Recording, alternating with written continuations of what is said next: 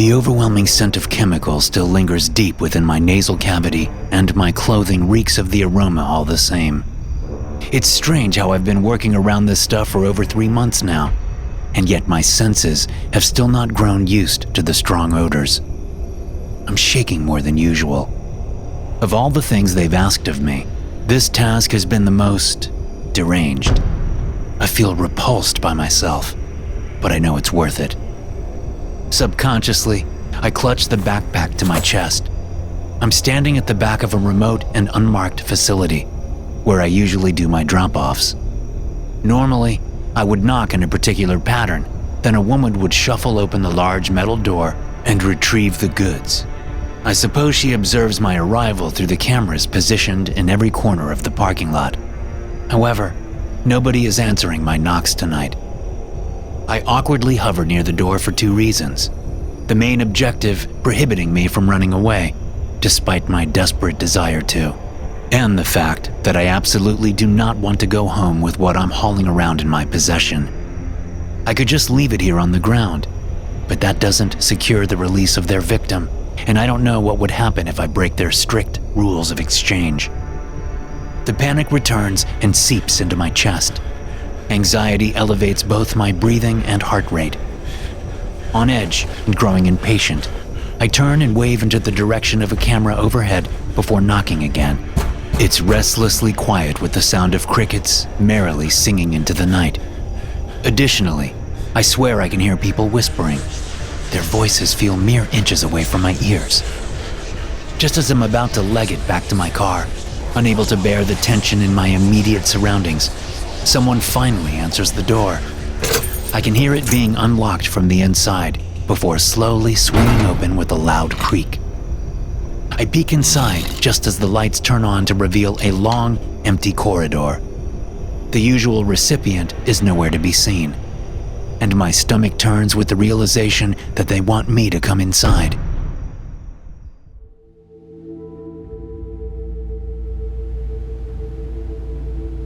"Hey Nick, I'm off!" Samuel shouted from the front desk, and I felt timid over his announcement. I always did, because even though I was already 6 hours into my shift, my real job commenced only once he was out the door. I responded with a greeting and continued writing up the stock as usual. As part of the management department, one of my main duties included stock control. As a shadow employee, my sole duty involved manipulating numbers and removing supplies undetected, though that aspect of my newly found career was obviously confidential. It wasn't as criminal as it may sound, or at least, that's the lie I preferred to tell myself. The superiors of the hospital were aware of my dispossession of medical supplies and other paraphernalia. From my understanding, they were the ones I ultimately stole for. I found the job on the dark web after every other job on the usual sites were paying ridiculous wages and blatantly taking advantage of people desperate for any kind of income. Perhaps even my position could have been considered exploitation of myself, but I didn't feel that way in the slightest. They paid me a generous sum that, up until recently, allowed me a comfortable life. It was shady as hell, but my morals plummeted after I was handed a hefty hospital bill a few months prior. The car wreck I survived was not my fault. The other driver walked away without a scratch. I lost my long-term girlfriend in the collision, and the great healthcare system further punished me for injuries beyond my control. So, I figured that if this country was going to take from me in such an inhumane way, then damn the authorities. I was done playing nice. The job post was clear on its listed responsibilities. It required nothing but an agile mind and a willingness to potentially put yourself at risk with the law. The perfect opportunity for a grieving man lacking a logical mindset. The employer was understandably elusive, and I never made direct contact with him, but I had to communicate with members of the operation. They referred to themselves as shadows. The shadow team always instructed me on what to get once everyone at work had left. Therefore, I never knew what the steal of the day would be until the last coworker clocked out. It was mostly always the same: Batches of morphine and opioids, surgical tools, sutures, and a variety of sedatives. Sometimes they requested large amounts of needles and syringes. Other times, their list consisted of various cleaning chemicals. I was in no position to question why they needed the stuff or how they utilized it, though it wasn't difficult to make common assumptions. It was an untraceable job from the dark net, after all. Since I was the only one doing stock management in the clinic, it was ridiculously easy for me to make supplies disappear off record. I would either book out big quantities of medicine on a spread of patients or simply mark stock as never having been delivered. Nobody questioned it, since it was government funded. Although my nerves wrecked me the first couple times, I eventually got used to the rush of adrenaline. The easy money made it all worthwhile, and I settled into my unethical role. However, the fleeting confidence I adopted completely diminished on that evening when the shadow team requested something far from the norm. The message came through on a new number, which was not strange in itself. They all used burner phones. What chilled me to the bone was their list of requirements. It required a trip to the morgue. I don't know how long I stood in the storeroom, reading over the message again and again, hoping my eyes were deceiving me. My first thought was that it must have been a joke. But considering the nature of what I've been doing, who I've been doing it for, and how easily I've been doing it, I honestly should have expected a catch. This gig, although risky and criminal, was in general too good to be true. I was handed this position, given authority over the stock records of multiple hospitals, and nobody in upper management ever batted an eye to my lack of experience and qualifications. You all right, Nick? Maggie tapped my shoulder from behind, and being so caught up in my endeavor, I jumped at the sound of her voice. Her presence was alarming, because I thought Samuel covered the last shift, and everyone in my unit had already left. Luckily, she came around before I started my looting spree. Maggie was a student in the pharmaceutical field trying to fill in her practical hours for med school. She was a tiny thing with big eyes and even bigger potential. Usually, she observed the administration of medicines and often encroached on my space to inquire about certain drug ingredients, which I wasn't qualified to speak on. Yeah, sorry. Did you need something? I pulled forth my clipboard and gestured to the list of things on my order sheet. No, I was just clocking out. I left you some candies on your desk. I appreciated the gesture, but I was not the one she needed to impress. The doctors filled out her attendance forms, and I had no influence over anything but supplies. Thanks. I'll get to them before Samuel does. I flashed her a smile. Oh, he's already out. Maggie gave the confirmation that I initially was looking for and left the room soon after saying her goodbyes. When she shut the door behind her, I remained frozen, listening for any sounds that might indicate that anyone was still around. But it was dead silent. I pulled up my phone again and examined the list from the shadow team. My body turned rigid and cold as I pondered over what would happen if I didn't provide these materials. At worst, I would be fired, right? I tried to recount all the information they had on me. My home address, access to my bank account, proof of my illegal activities, and likely knowledge about my family members.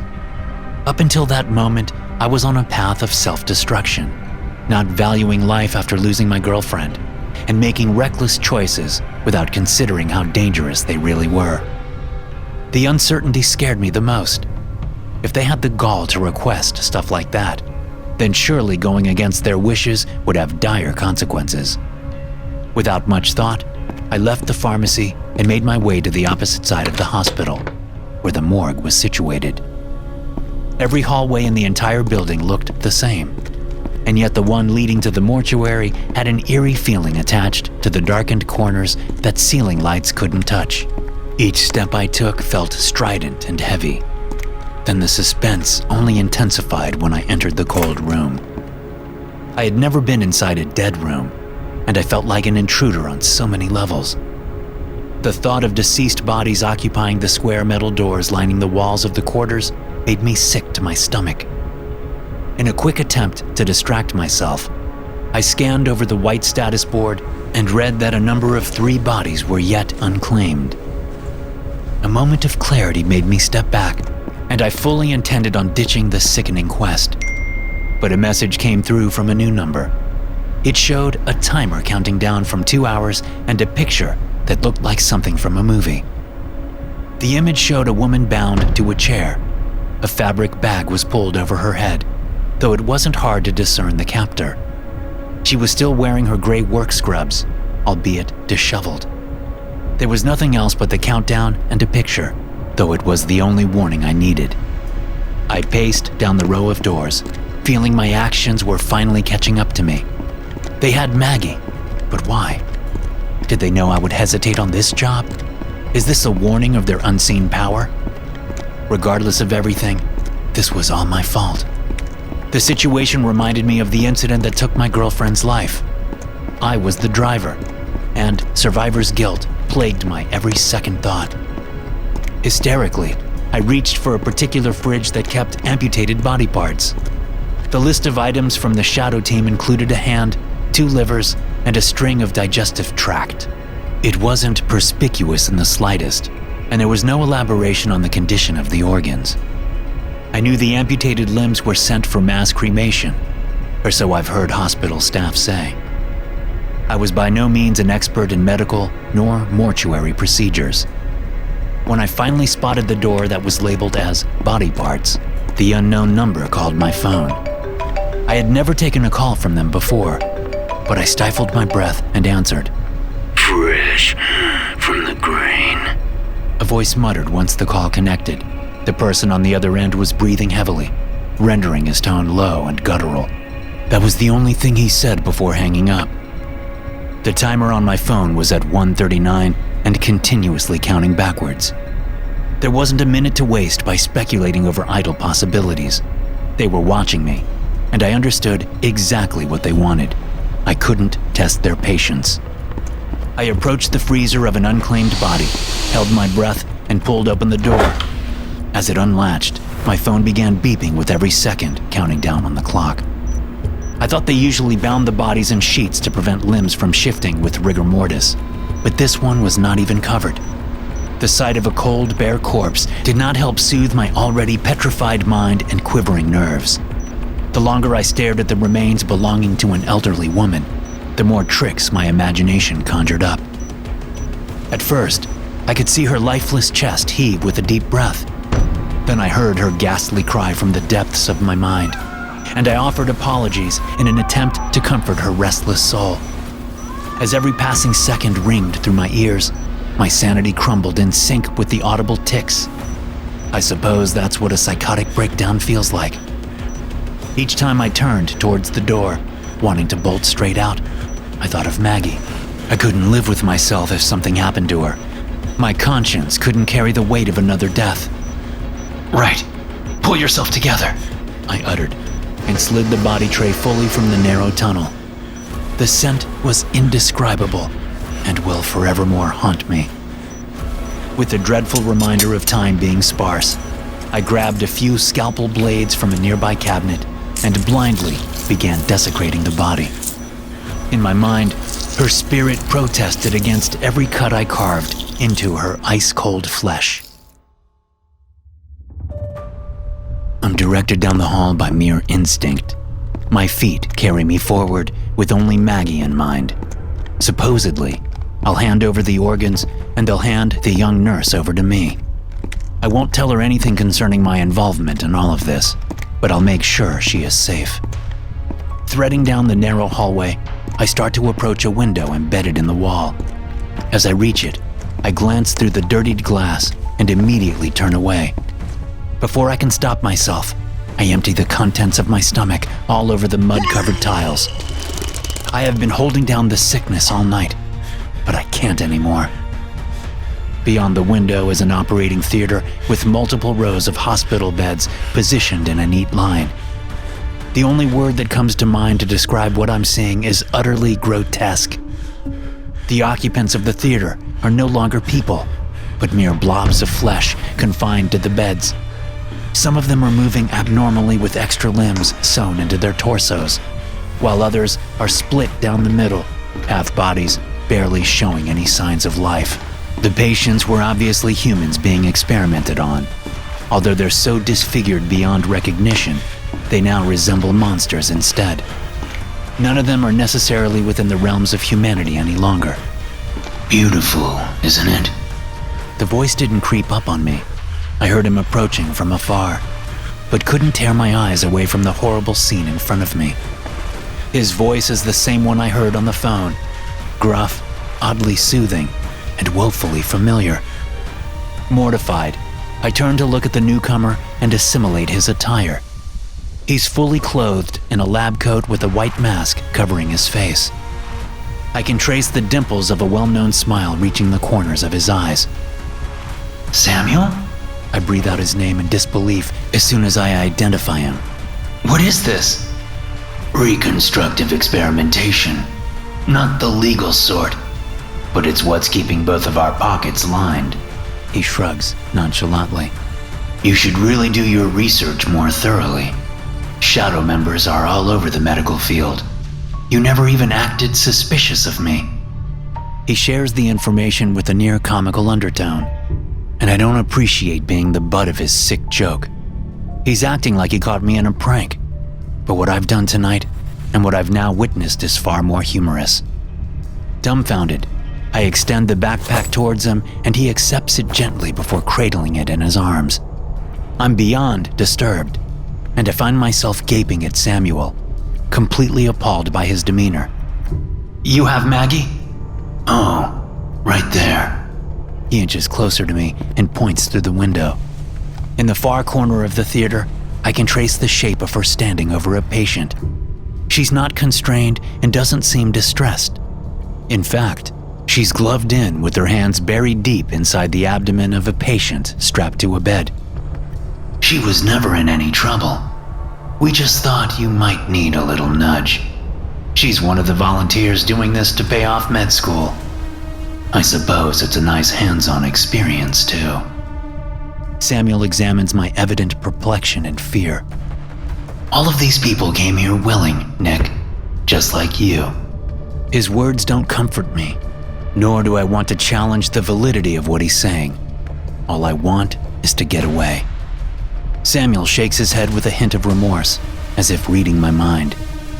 He pulls up his right sleeve to reveal his amputated hand covered in bloodied bandages. You can't back out of this. The patients get a free pass after this surgery, but there's no out for surgeons and suppliers. I don't want to believe him, so I turn to leave. To my utmost surprise, the exit door isn't bolted shut. I'm free to leave without any obstruction from anyone, which could suggest that Samuel is possibly being truthful. Everyone in this facility came here willingly, and they can probably leave all the same, if they're able to, and if they resume their duties later. After I got home, I did some digging and found more applications on the website I work from.